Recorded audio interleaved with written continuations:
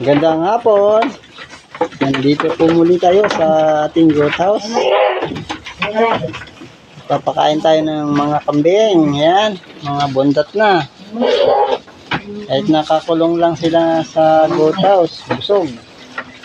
Suportado ng kumpay. Hindi dinadayo pa sa dulo pa nung ilog dito. Malayo na, mga kulang may humigit 1 kilometro na ang pinagkukunan ng mga kumpay nito. Katulong natin si Kuya Eman habang bakasyon pa. Ayun si Kuya Eman, oh, nagsa-cellphone. Ayan, yan yung ating mga kambing. Ayan yung ating barako. Hindi pala nabigyan ng pagkain, no? Bigyan nga yan, Kuya Eman. Kaya pala nakatunga nga lang dyan. Ayan ah. Tisoy.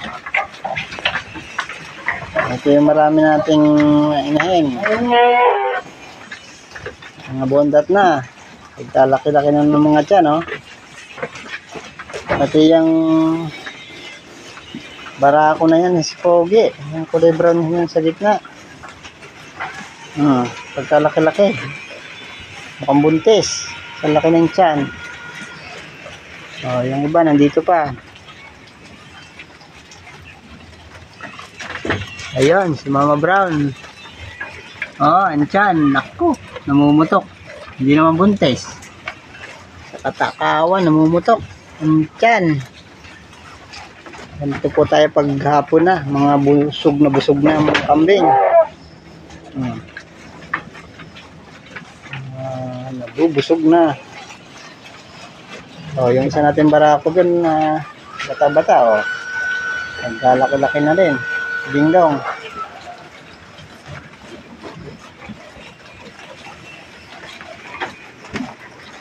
Yan naman si Tisay, ang huling ng anak.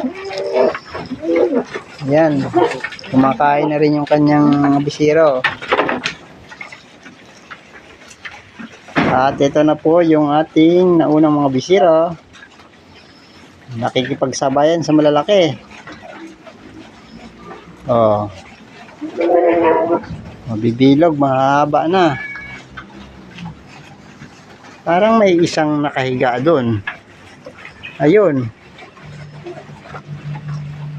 Busog na yung isa. Tumigil na sa pagkain. Pagod na sa kakanguya. Pero itong karamihan, sige pa. Hanggat hindi pa busog ng todo, kain lang. May bukod po natin to para hindi agawan ng mga malalaki. Hindi sila makapagsiksikan. Binukod na natin sila para makakain ng maayos. Itong mga bisirong ito hindi mabubuli sa labas. Dito wala sa kanilang mambubuli. Wala makakapasok na ibang malalaking kambing dito. Para makakain ng maayos itong mga makukulit ito. Yan, ang diskarte natin dyan. Binukod sila. Pag wala nang pagkain dyan, tapos na kumain, saka natin siya bubuksan itong pintuan para makalabas. Makagala dito. Ayan yung mga hinahin natin. Hanggat may nakikita ang damo. Bundat na, nanginginain pa rin,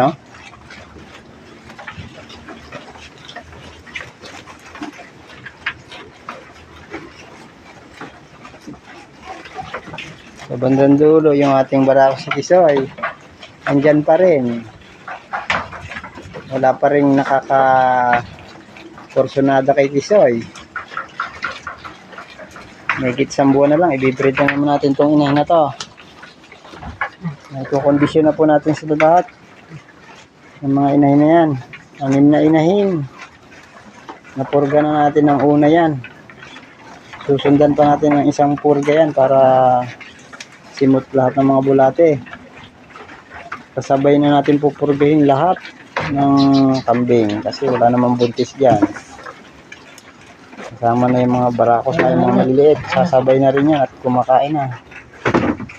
Yan po. Ang ating pinakareyna ng kambingan, si Mama Bran. Ayan, pagkatakaw-takaw. At itong mga maliliit, isang buwan na, kaya yan. Yung may puti sa tiyan, wala pa isang buwan yan. Malaki lang talaga, oh.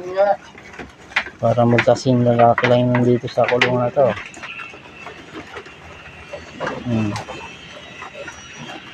Hindi pa rin mga busog, kaya yan, pag napagod mumuya ng damo, ihiga na naman itong mga to at dedede sa kanilang mga inahin.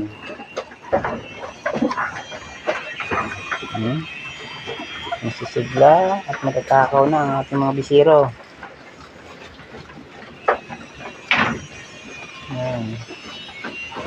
Alagang alaga natin yan sa vitamins at pati yung kanilang mga inahin para hindi mabansot itong mga bisiro na to. Para mabilis yung paglaki. Ang mga nababansot kasi mauwi lang sa pangkatay. Mura lang natin mabebenta kasi hindi sila makakalaki ng gusto.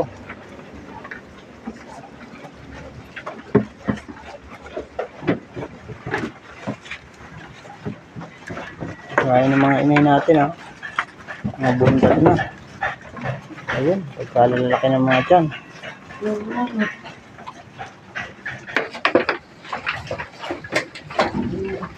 Sila, mga nakapila pa rin. Saglit lang yung ilang sako natin kinuha kanina. Bukod pa yung kinukuha rito sa gilid ng kambingan. At yung kinukuha natin kumpay doon sa malayo. Sa dami na lang ngayon, malakas kumain talaga.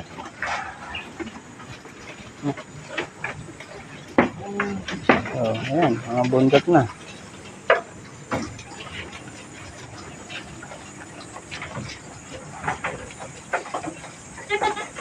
Ito lang po muli sa araw na to. Maraming pong salamat muli sa panonood.